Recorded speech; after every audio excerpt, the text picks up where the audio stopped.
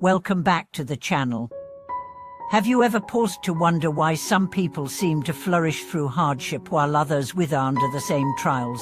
Have you ever experienced a moment when simply saying thank you transformed your outlook and opened new possibilities? Today, we explore the profound teaching of our Master on why cultivating gratitude is not merely a polite habit but the very soil in which true growth takes root. In his gentle yet unwavering voice, the Master would often remind his students that gratitude is the bridge between scarcity and abundance. He observed that when we focus on what we lack, our minds contract, closing off to the richness already present. But when we turn our awareness toward the gifts small or grand, we expand into a field of generosity, curiosity, and resilience. This shift in perspective, he taught, is not a superficial optimism, but a deep remapping of the heart, rewiring our every perception to recognize opportunity in adversity. One evening after a long day of teaching, a diligent novice asked, "Venerable teacher, I understand gratitude for kindness received, but how can I feel grateful for suffering and loss?"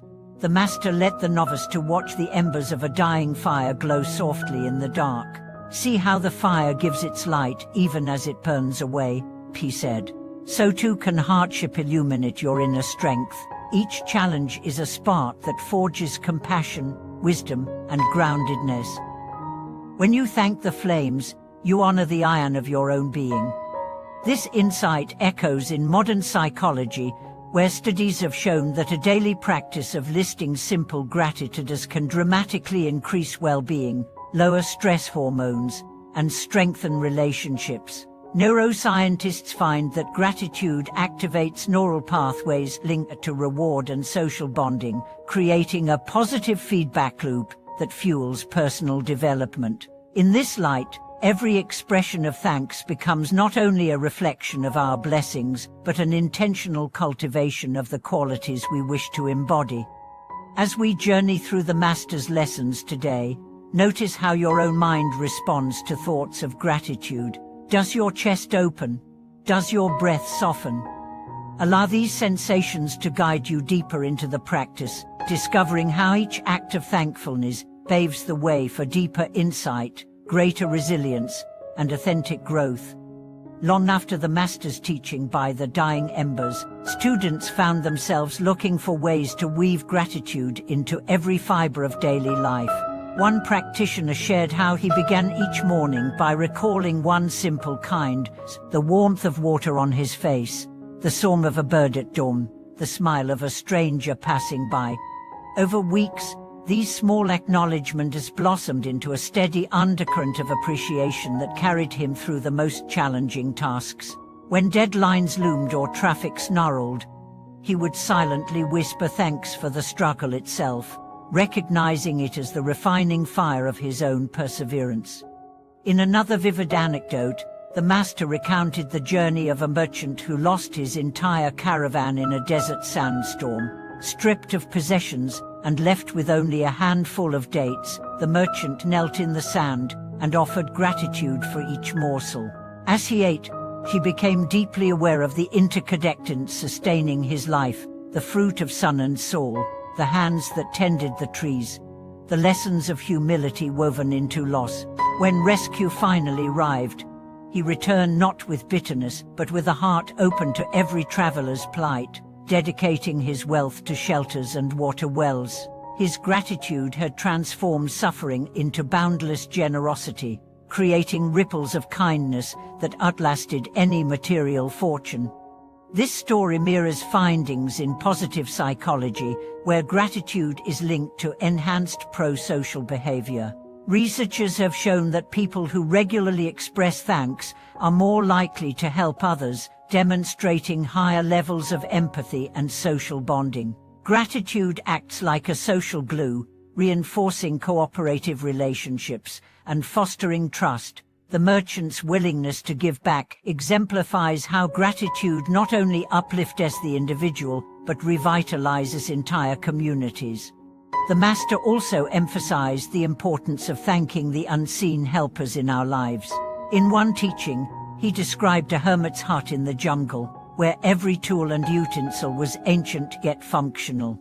The hermit would touch each object, his bowl, his spoon, his meditation cushion, and silently thank the craftsmen who fashioned them, the laborers who harvested the materials, and the earth that provided their substance. By acknowledging the countless conditions that support even the simplest act, gratitude expanded into a profound sense of interdependence, dissolving the illusion of a separate self.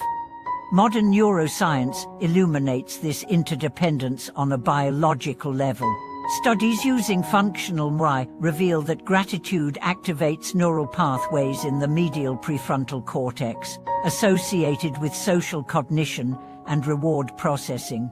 When we express thanks, our brains release dopamine and serotonin, strengthening mood and fostering resilience. Over time, these neural changes support a habitual orientation toward appreciation, making grateful responses more accessible even under stress.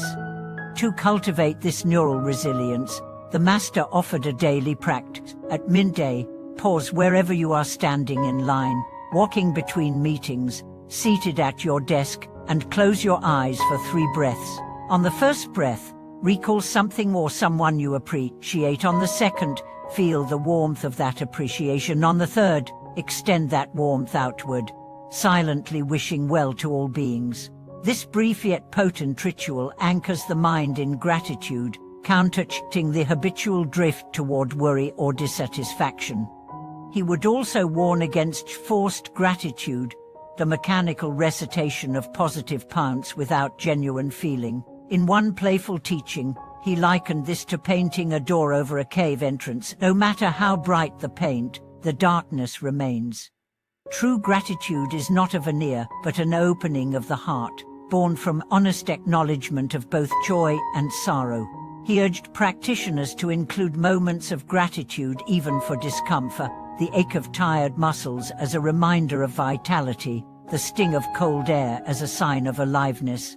By thanking what we instinctively resist, we transform obstacles into gateways of wisdom.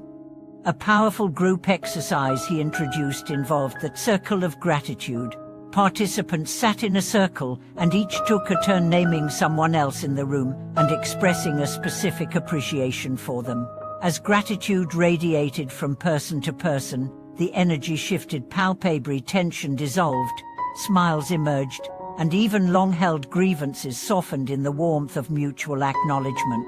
This shared practice wove individual hearts into a collective tapestry of support, illustrating how gratitude naturally expands from self to others. As the seasons turned, the students observed that gratitude had become the invisible architect of their inner lives. During times of loss, they could still recognize the gift of presence. In moments of triumph, they remained humble and generous.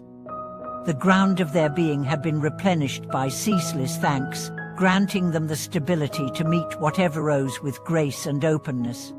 May these reflections inspire you to cultivate gratitude not as an occasional luxury, but as the very heartward of your practice. Notice the countless conditions that sustain you. Give thanks for every breath and obstacle, and watch as your life unfolds in a symphony of appreciation. Thank you for watching this video.